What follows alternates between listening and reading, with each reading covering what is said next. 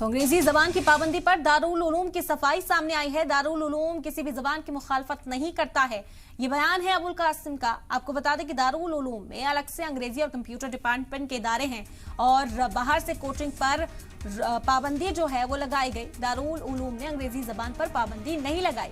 दारुल उलूम की ओर से इस मौकिफ को साफ किया गया है, अपना मौकिफ सामने रखा गया है कि किसी तरह की कोई पाबंदी नहीं है। दारुल उलूम किसी जबान की मुखालफत नहीं करता।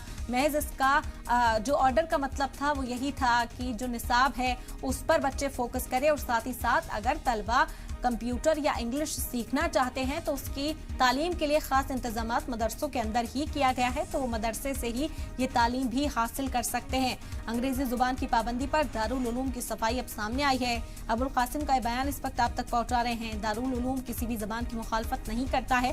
दारुल उलूम में अलग से अंग्रेजी और कंप्यूटर के डिपार्टमेंट है।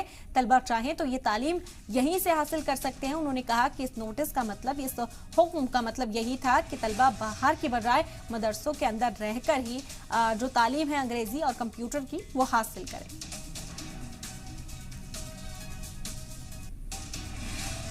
खुद दारुल में अंग्रेजी पढ़ाने का एक विभाग है, 3 असातिज़ा उसमें काम कर रहे हैं।